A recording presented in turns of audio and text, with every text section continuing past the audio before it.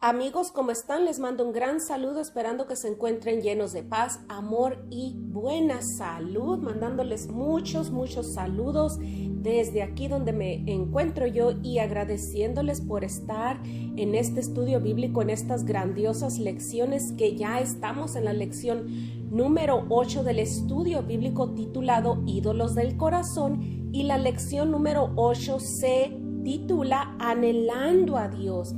Anhelando a Dios. Salmo 73:25. Si estoy contigo, ya nada quiero en la tierra. Así dice Salmo 73:25. Y presentando el nombre de esta lección, pues vamos a empezar nuestro estudio bíblico. Al igual que Raquel y antes que ella, Ana anhelaba un hijo, aunque su marido Elcana la amaba. Penina, su otra esposa, solía atormentarla para que se enojara, ya que el Señor la había hecho estéril. Primera de Samuel 1:6. Podemos imaginar los crueles comentarios y las miradas de superioridad que se dirigían a Ana cuando Elcana jugaba con los hijos de Penina. ¡Qué tormento debe haber sido para Ana!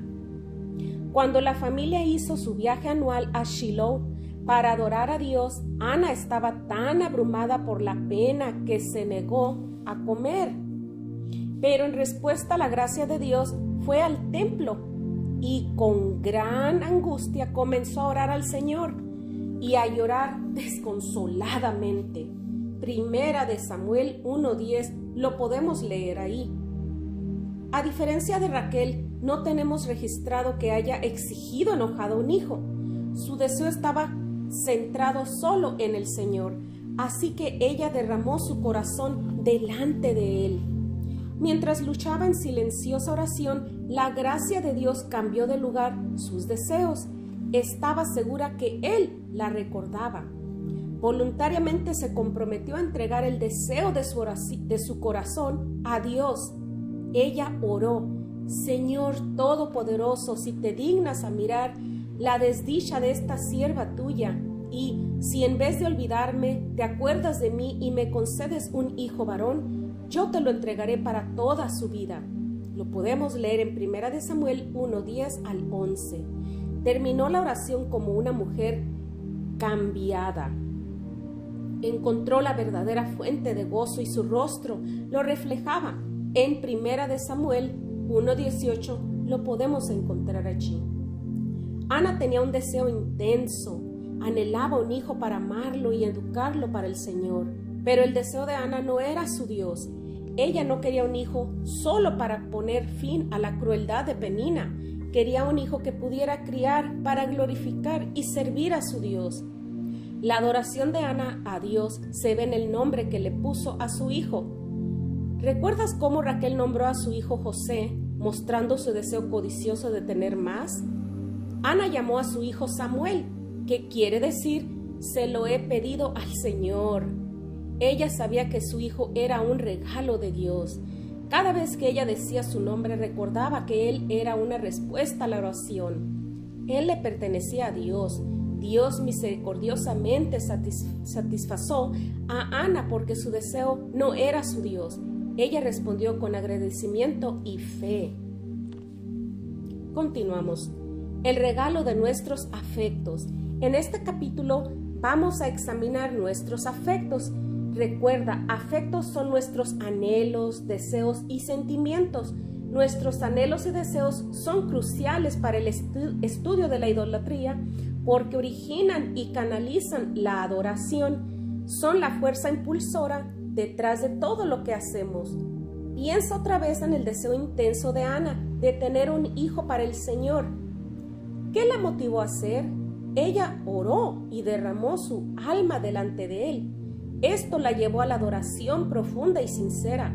Así como Ana, tú y yo tenemos deseos y anhelos vehementes. Abrazamos tesoros en nuestros corazones. Anhelamos ese algo que nos dará la felicidad final. Continuamos. La naturaleza del deseo. Es un hecho que todos tenemos deseos. Hay, sin embargo, dos preguntas con las que debemos luchar. La primera es, ¿cuál es el origen de nuestro deseo? Y la segunda, ¿cómo podemos juzgar si nuestros deseos son idólatras o están centrados en Dios? La lujuria en nuestros corazones. La Biblia habla largo y entendido sobre los deseos, para lo cual hay una variedad de palabras usadas en diferentes traducciones, como concupiscencia, deseos de la carne, y hasta lujuria. Nosotros muchas veces usamos estas palabras para referirnos a un fuerte deseo sexual, pero la Biblia la usa en términos generales. Considera los siguientes versículos. Cada uno es tentado cuando su propia concupiscencia es atraído y seducido. Santiago 1:14. Porque todo lo que hay en el mundo, es decir, los deseos de la carne, los deseos de los ojos y la vanagloria de la vida, no proviene del Padre, sino del mundo. El mundo y sus deseos. Primera de Juan 2:16. Desean algo y no lo consiguen. Sienten envidia y no pueden obtener. Cuando piden, no reciben porque piden con malas intenciones para satisfacer sus propias pasiones. Santiago 4:2 al 3. Se ha apartado de ti el fruto que con toda el alma codiciabas. Apocalipsis 18:14. Vivíamos en la lujuria de nuestra carne, satisfaciendo los deseos de la carne y de la mente. Efesios 2:3. En estos versículos y en muchos otros, la palabra que se traduce concupiscencia, o sea, deseos de la carne, desear o lujuria, es epitumia, que significa un anhelo, un apetito o un deseo intenso. Tiene usos positivos, como en la declaración de nuestro Señor: he tenido muchos deseos de comer esta Pascua con ustedes antes de padecer. Lucas 22:15. Aunque un deseo por sí mismo puede no ser pecaminoso, puede dar lugar al pecado si se abriga de manera ambiciosa. Por ejemplo, querer tener un cónyuge no es pecaminoso. Sin embargo, si una mujer peca por tratar de conseguir un esposo o porque no tiene uno, entonces lo que podría ser un deseo santo se ha vuelto malo. Se ha vuelto malo porque ha cambiado las lealtades de un amor y deseo predominantes por Dios, por el amor y el deseo por un esposo. Ella ha hecho un Dios de lo que debería ser un buen deseo, amándolo y sirviéndolo antes que a Dios. Lo ha cambiado a algo malo, un ídolo. Tú ves este principio en las vidas de Raquel y Ana. El deseo de Raquel de tener hijos era pecaminoso porque en su corazón había tomado el lugar de Dios. El deseo de Ana no lo era porque no era su Dios. Ella deseaba un hijo para aumentar su adoración. Ella humildemente se humilló ante su voluntad.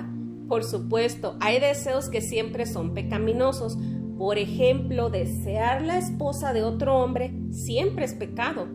A diferencia de los deseos piadosos, la preponderancia de este deseo no es lo que hace malo. Este deseo es malvado, incluso si solo se piensa en él de vez en cuando. Es pecado aún si nunca se ha llevado a cabo. Alguien que tenga este deseo ha pecado contra Dios porque está deseando lo que Dios le ha prohibido. Todas las personas tienen deseos, anhelos y codicias. Solo los cristianos, sin embargo, tienen la capacidad de tener deseos santos. Creyentes e incrédulos tienen codicias y deseos que los impulsan a actuar de ciertas maneras. ¿Por qué es esto? ¿Es parte de cómo fuimos creados? Continuamos. Creados para desear a Dios. Si estás perplejo por la verdadera naturaleza de los deseos, no estás sola o solo. Parece que hay mucha confusión sobre el origen y la naturaleza de los deseos, anhelos y necesidades. Debemos tener cuidado en definir el origen y la calidad de nuestros deseos de la manera en lo que lo hace la Biblia. Con el fin de hacerlo, consideremos primero el diseño de Dios de Adán. Dios creó con el mayor cuidado a Adán y Eva para funcionar de ciertas maneras. El diseño del cuerpo de Adán fue un reflejo directo del lugar que Dios determinó que la humanidad tuviera en el mundo. Por ejemplo, Adán no tenía branquias, o sea, por donde respiran los pescados. ¿Por qué? Pues porque él había sido creado para vivir en la tierra, en un jardín y no en un estanque. El cuerpo de Adán le permitía encajar perfectamente en su lugar en la creación. Dios le dio a nuestros padres todo lo que necesitaban para vivir en su ambiente. Dios no solo creó los cuerpos de Adán y Eva para cumplir un rol específico, Él también los creó con ciertas capacidades mentales y espirituales que definían su rol en la creación. Él les dio un corazón, una persona interior con mente, afectos y voluntad. Los hizo seres que pensaban, deseaban, sentían y escogían. Fueron apartados del resto de la creación porque Dios los había creado un ser viviente. Génesis 2:7. Dios creó a Adán y a Eva con la capacidad de experimentar gran felicidad por obedecerlo a Él. Él también colocó dentro de ellos el deseo de realizar funciones específicas dentro del orden creado por Dios y gozarse en hacerlo. Encontraron la felicidad tomando su lugar en la creación de Dios porque habían sido diseñados para servir y tener comunión con su Creador. Estaban perfectamente equipados para la tarea. Examinemos de cerca el diseño de Dios, especialmente las capacidades que Él les dio a la humanidad para cumplir su rol. Veremos que sus deseos fluían del patrón creado por Dios. Continuamos. Creados a semejanza e imagen de Dios. A diferencia del resto de la creación de Dios, Adán fue creado a semejanza e imagen de Dios. Dijo: hagamos al ser humano a nuestra imagen y semejanza, que tenga dominio. Dios creó al ser humano a su imagen, lo creó a imagen de Dios, hombre y mujer los creó. Génesis 1:26-27. Adán y Eva fueron ambos creados como imagen de Dios. Eran como Dios en algunas maneras y diferentes de Dios en otras. Eran diferentes de Dios porque aunque fueron creados a su imagen, no eran Dios. Eran parte de la creación. Dios era el creador. Sin embargo, nuestros primeros padres reflejaban a Dios. Eran capaces de pensar y razonar. Tenían deseos y anhelos, experimentaban emoción, tenían la capacidad de trabajar y escoger de acuerdo a sus preferencias.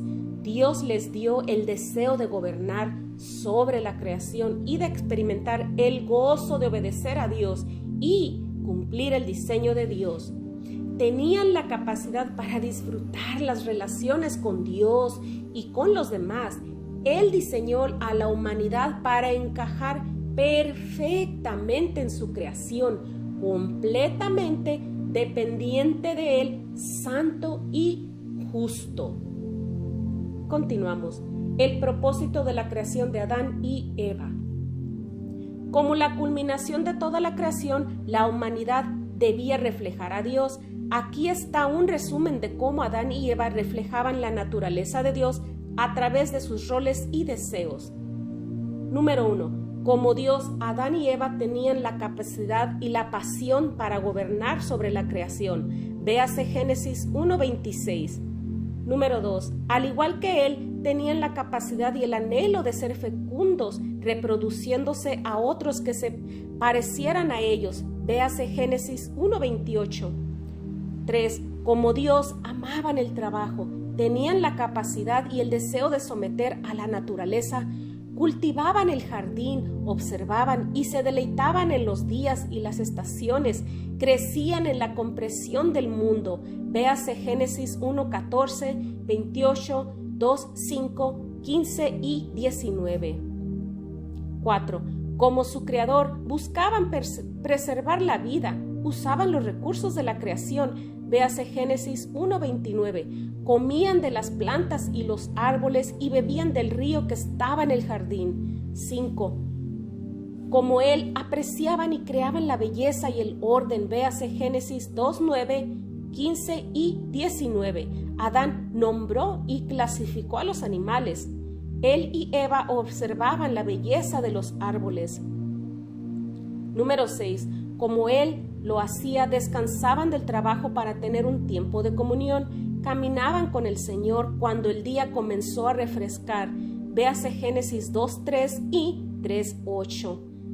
7. Como la Trinidad, tenían la capacidad y el deseo de lograr ser uno. Véase Génesis 2:18, 20 al 21 y 23, al mismo tiempo que mantenían su diversidad. Véase Génesis 2:20 al 25. 8. Como la Trinidad, disfrutaban la relación y unidad con otros, volviéndose uno con ellos en una manera similar, aunque menos íntima. Véase Génesis 1:28. 9. Tenían la habilidad y el deseo de ser uno con su Creador, que era como ellos, pero diferente, por medio de la comunión amorosa, el servicio gozoso y la adoración sin reservas. Véase Génesis 2:16 al 17. 10. Como Dios, amaban gozarse en su persona, reflejándolo a toda la creación, incluyendo a los ángeles, y complaciéndolo. Como la corona de la creación de Dios, Dios les dio a Adán y Eva la capacidad y el deseo de vivir una vida feliz, llena de adoración, comunión y trabajo. Difícilmente podemos imaginar la gloria y la dicha que conocieron mientras trabajaban juntos, cultivando el jardín y caminando con el Señor al refrescar el día. Habían sido perfectamente diseñados por Dios para encajar en el lugar que Él tenía para ellos y les encantaba. Continuamos. El espejo roto. Sabemos que la dicha de Adán y Eva terminó por la desobediencia. Cuando fueron engañados por Satanás, entró el pecado. El pecado no solo trajo la muerte física y espiritual, además la naturaleza de Adán se echó a perder. Desde la caída, el corazón de cada persona, incluyendo sus deseos, ha sido deformado. Donde una vez tuvieron capacidades físicas y mentales perfectas y deseos no corrompidos, ahora tenemos cuerpos que se enferman y mueren. Nuestros corazones, mentes, afectos y voluntad se han vuelto perversos y malvados. Véase Jeremías 17:9.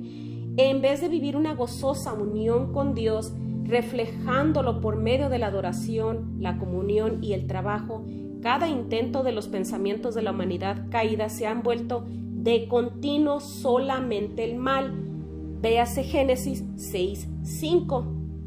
En vez de que nuestras capacidades y deseos sean una fuente de obediencia y gozo, se han vuelto una trampa, acarreando el pecado y la tristeza. Aquí yace el problema con nuestros deseos, nuestros corazones, la fuente de donde fluye todo nuestro pecado. Véase Mateo 12:34. Han dejado de estar centrados en Dios y se han centrado en sí mismos.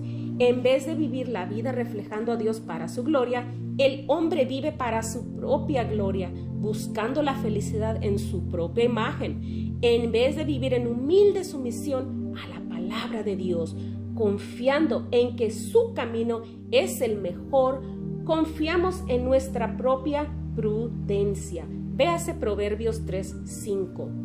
Piensa conmigo por un momento cómo, de algunas maneras, ciertamente no todas, el pecado ha dañado y distorsionado el diseño inicial de Dios para Adán y Eva. Continuamos. El trabajo para su propio placer. En vez de desear el dominio de la naturaleza a través del trabajo físico e intelectual para que glorifique a Dios, se vuelven adictos al trabajo buscando la felicidad en el respeto de los demás y los placeres de las riquezas. Ansían la seguridad, la comodidad y la trascendencia. Confían en sus habilidades y valoran la autosuficiencia. Estafan a otros que han sido creados a semejanza de Dios para su provecho. Se vuelven esclavos del reloj o pueden ser perezosos, sirviendo a los dioses del sueño, la comodidad y la ausencia de responsabilidad. Pueden apostar o robar, deseando riquezas sin trabajar. Desperdician el tiempo que Dios les ha dado viviendo neciamente cada día sin pensar en Dios o en la eternidad. Continuamos. El desperdicio de la creación. En lugar de desear el uso de los recursos de la creación para la vida y para reflejar confianza en el Dios que mantiene el mundo, colocan los placeres de consumo de la creación por encima de Dios. Hombres y mujeres comen con glotonería o beben en exceso, en vez de reflejar a Dios por medio de la administración de la creación, incluyendo sus cuerpos. Viven con avidez y cruelmente hacen estragos al mundo natural por placer. Continuamos. El deseo por la belleza. En vez de desear el disfrute de la belleza y el orden de la creación para la gloria de Dios, endiosan la apariencia externa, añoran que los demás rindan culto a su belleza y creatividad, hacen un dios de su casa, ropa, coche o cualquier cosa que refleje su gloria, belleza o valor. Continuamos. El anhelo por el descanso. En vez de desear tiempo de comunión apacible con su Creador, cuando no están trabajando, se ocupan en una gran diversidad de actividades impias. El deseo que Dios les ha dado por la comunión tranquila y el descanso apacible en el sábado se ha corrompido por centrarse en ellos mismos, por lo que el descanso del trabajo se pasa en juegos vacíos frente a la pantalla de la televisión, leyendo libros frívolos o al final en la ociosidad en los años de jubilación. Un poco duro, ¿verdad? Continuamos. El deseo por la unidad. En vez de desear una unidad que refleje la unidad de la Trinidad, la desean para mostrar su propio valor. Veneran el pensamiento de ser amados, cuidados, apreciados, apartados de su Creador. En lugar de enfocarse en el gozo de amar, preocuparse y apreciar su cónyuge, se enfocan en él para su propio beneficio, en lugar del amor a Dios y a los demás que deberían desear. Luchan por el dominio, buscando ser venerados y obedecidos. Desprecian las diferencias que ven en los demás, buscando cambiar a su cónyuge a su propia imagen o, teniendo temor de estas diferencias, buscan moldearse de manera pecaminosa a la imagen de su cónyuge. La comunicación se convierte en una herramienta para lograr estos objetivos, exigiendo o manipulando al cónyuge por medio de un lenguaje poco amable, amargo, con enojo o malicia. Continuamos. El deseo por los amigos. En vez de desear relación, comunión y unidad con los demás para glorificar a Dios, reflejando su diversidad y unidad, hombres y mujeres desean amigos para sentirse bien con ellos mismos, para sentirse aceptados. Desprecian y temen a la persona solitaria que no encaja. Desarrollan relaciones en organizaciones civiles o políticas. Vitorean con otros en los eventos deportivos, buscan entretenimiento y recreaciones porque anhelan ser parte de un grupo, y entre más poderoso el grupo, mejor. Continuamos. El fin principal del hombre. Por último y lo más importante, nuestro deseo principal, glorificar a Dios y disfrutar de Él cumpliendo toda su voluntad, se ha estropeado tanto que es casi irreconocible. Desde la caída, el deseo básico de la humanidad ha sido glorificarse y disfrutarse ella misma, haciendo lo que ella piensa que la hará feliz. Debido al pecado, hombres y mujeres fracasan en buscar la única fuente verdadera de felicidad, Dios. El hombre siempre deseará dedicarse de algún modo a la adoración, las relaciones y el trabajo debido al sello de Dios en su alma, pero estos deseos están ahora totalmente enfocados en él mismo y están distorsionados. Ahora, en vez de adorar a su Creador y encontrar la felicidad en Dios, crea un Dios a su propia imagen en vez de reflejar la unidad con los demás para la gloria de Dios. busca relaciones principalmente para su gloria y placer en vez de trabajar para que las obras de Dios sean conocidas y glorificadas por otros. Persigue y ama el dinero, el respeto y el prestigio. Dado que ha sido creado a la imagen de Dios, todavía retiene un vestigio del diseño de Dios, pero ahora su adoración, relaciones y trabajo se han vuelto idólatras y están enfocados en Él mismo. Continuamos. Solo existe una esperanza para recuperar lo que se ha perdido, para recobrar los deseos santos que producen la adoración centrada en Dios. Solo una esperanza de restauración de la comunión con Dios y los demás.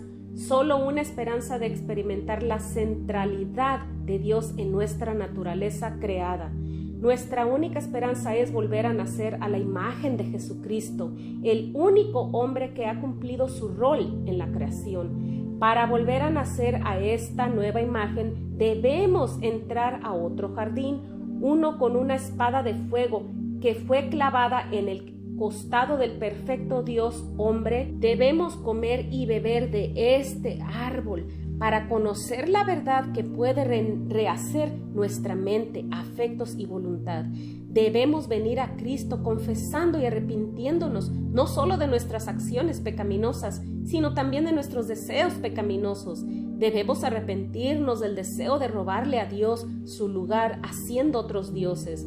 Por el poder del Espíritu debemos matar nuestros viejos deseos y buscar nuevos, unos piadosos. Es solo por medio de la fe en Cristo que nosotros, como otro ladrón arrepentido, podemos recuperar el acceso al paraíso. La vida y muerte de Jesucristo es suficiente para liberarte de tu antigua naturaleza y rehacerte a su imagen. Él puede hacer esto porque Él cumplió perfectamente toda la voluntad de su Padre.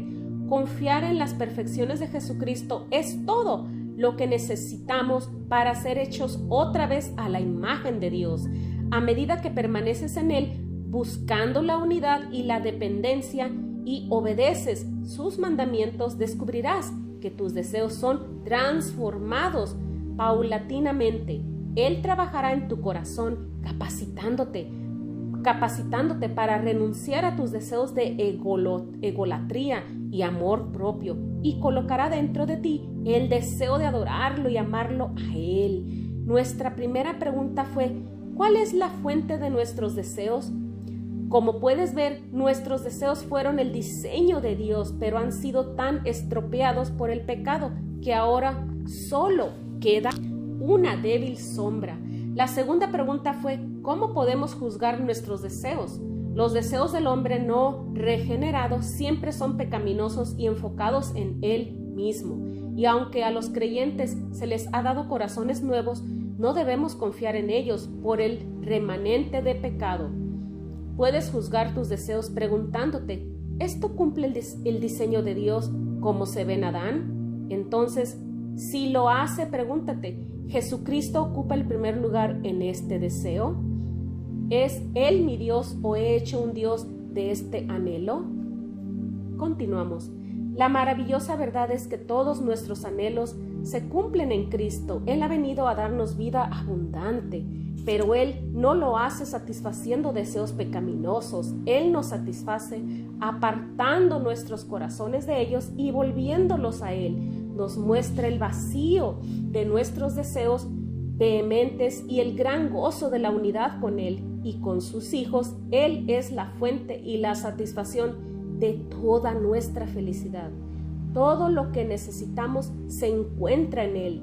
Recuerda que tus deseos intensos, las cosas que más te apasionan, es lo que al final define tu adoración. Si ardientemente deseas el respeto de los demás, entonces tu vida se empeñará con el temor al hombre. Adorarás las opiniones de las otras personas. Si tú intensamente ansías la aceptación, te aterrorizará la soledad y el rechazo. Servirás a dioses falsos como agradar al hombre, presión de grupo o codependencia. Si tú codicias la comodidad, el placer o la diversión, adorarás al dinero o el prestigio como los dioses que tienen el poder para bendecirte o maldecirte. Como quienes estamos siendo transformados de nuevo a la semejanza de Dios, debemos examinar cada anhelo a la luz resplandeciente de la palabra de Dios. No debemos conformarnos a las filosofías de este mundo, filosofías que seductoramente nos mienten sobre nuestras verdaderas necesidades. En lugar de eso, debemos ser transformados mediante la renovación de nuestro entendimiento. Véase Romanos 12:2, para que podamos conocer la voluntad y el diseño de Dios para nosotros. Al terminar nuestro análisis de nuestros deseos, déjame recordarte otra vez a Ana. Ella tenía deseos intensos, anhelaba ser feliz, pero ella buscó a Dios como la fuente de su felicidad. Estuvo dispuesta a colocar todos sus deseos en el altar de su voluntad. Porque lo hizo, disfrutó el placer de ver a su hijo servir al Señor, que para ella era su máximo gozo. Dios puede hacer por ti lo que hizo por Ana, mientras luchas en oración con tus deseos, que Él te conceda la gracia de colocarlos todos en el altar de su amor y servicio. Entonces tu gozo será ver su obra en tu vida. Él usará los deseos que te ha dado para alentar, encender o impulsar tu adoración, tus relaciones y trabajo, todo para su gloria. Y estamos ya al final de la lección número 8. Vámonos para una reflexión más profunda. Y estamos aquí con las 5 preguntas de tarea. Número 1. ¿Cómo sería desear solo a Dios? Véase Salmo 42, 1, 2, Isaías 26, 8, 9 y Lucas 9, 23, 25 para que encuentres las respuestas. Número 2. Usa una concordancia para descubrir los deseos, dichas y deleites de Dios y escribe los que sean más preciosos para ti. La alegría de Dios descansa en la comunión con Él mismo y con su pueblo. ¿Cómo cambian esto tu visión de Dios? Número 3. ¿Qué dice Juan 8:44 sobre el origen de los deseos impíos? Número 4. Orando, pregúntate, ¿qué es lo que anhelas y deseas? ¿Es este un deseo santo que está en el lugar correcto? Número 5. ¿Hay algo en esta lista que no estés dispuesto a sacrificar por Dios? Amigos, gracias por haber estado hasta el final de la lección número 8 y aquí terminamos esta lección. Gracias y pues espero que se hayan quedado conmigo durante todas estas lecciones y próximamente recuerden, viene la lección número 9 y estén alertas. Gracias por haber estado conmigo y pues adelante a seguir caminando con el Señor. Bendiciones para todos.